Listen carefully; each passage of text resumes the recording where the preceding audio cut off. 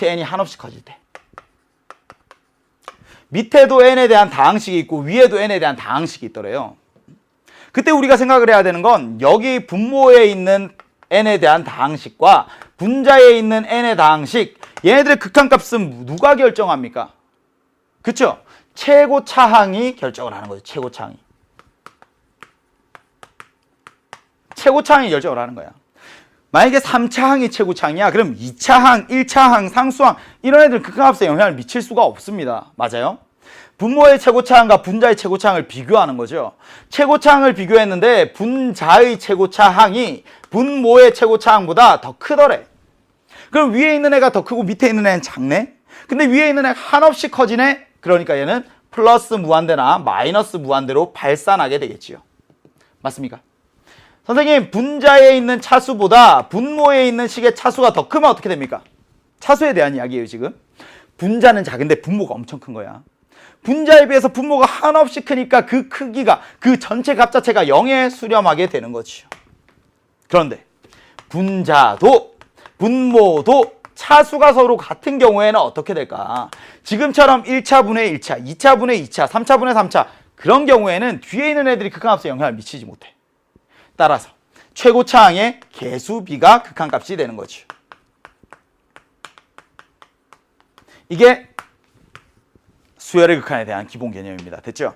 누가 더 큰지 누가 더 작은지. 사실 이런 것들을 비교하기 힘들어. 그런 경우에는 분모의 최고차항으로 분모 분자를 똑같이 나누는 방법도 있습니다. 그걸 설명을 드릴게요. 갑니다. 리미트 n이 한없이 커질 때 n 플러스 1분의 3n 플러스 마이너스 1 딱 봤어요.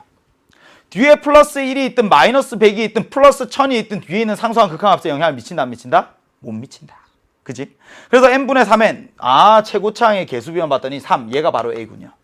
이렇게 생각을 하면 되는데 근데 이 안에 또 어떤 내용이 담겨 있습니까? 그러면 분모가 1차 n으로 분모 분자를 다 나눠버리는 거구나. 그럼 이렇게도 사고를 하는 거죠. 원래는 리미트 n이 한없이 커질 때 n으로 나눕니다. 1 플러스 n분의 1 n으로 나눕니다. 3 마이너스 n분의 1 이렇게 돼. 그럼 n이 한없이 커지면 얘가 0으로 가고 얘가 0으로 갈 거거든요. 그래서 1 플러스 0분의 3 마이너스 0이 되어서 결국에 극한값이 3 이런 사고인 거죠. 원래는. 됐어요? 하지만 직관적으로는 최고차항의 개수비가 극한값을 결정한다. 차수와 같을 때. 됐죠? 그럼 이제 첫 번째 한 가지 해결했습니다. 보는 순간 3 할 수 있어야 돼요. 두 번째. 그러면 두 번째 리미트 n이 한없이 커질 때 3의 n제곱 마이너스 1분의 3의 n 플러스 2제곱 더하기 얘 극한값은 어떻게 계산합니까?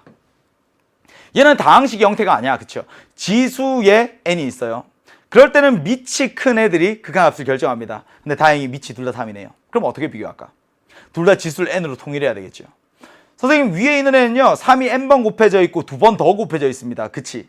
그러니까 2를 앞으로 빼면 3의 제곱이 앞으로 튀어나오는 거지. 리미트 n이 한없이 커질 때 분모 3의 n제곱 빼기 1입니다. 분자는 3의 제곱 9 곱하기 3의 n제곱 여기에 더하기 1이 있는 거지. 이렇게 보면 3의 n제곱도 크기가 너무 크거든요. 그러니까 뒤에 있는 상수는 극한값에 영향을 미치지 못해. 3의 n제곱분의 9 곱하기 3의 n제곱 3의 n제곱 약분하고 나니까 극한값이 그냥 9. 아까 우리가 했던 것 최고차항의 개수비 마찬가지의 사고입니다.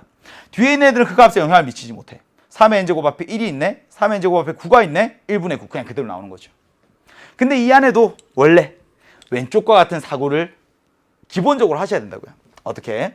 리미트 n이 한없이 커질 때 분모에 있는 최고차항 이제는 등비수열의 형태지만 밑이 가장 큰 3의 n제곱으로 분모 분자를 나눕니다.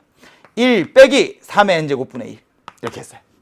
분자는 3의 n제곱을 나누면 9 더하기 3의 n제곱분의 1 이렇게 되는 거죠. 3의 n제곱이 계속 커지다 보니까 얘가 0으로 가는구나. 따라서 1 마이너스 0분의 9 플러스 0 그래서 극한값이 9가 된다고 생각을 해도 되죠. 됐습니까? 14번의 정답은 9입니다. 근데 이 안에 담겨있는 거 다시 한 번만 확인을 합시다. 보세요. 다항식분의 다항식 형태에서는 최고차항의 차수를 비교하는 일이 중요하다. 시험에 나오는 건 차수와 같은 경우가 많이 나올 거야.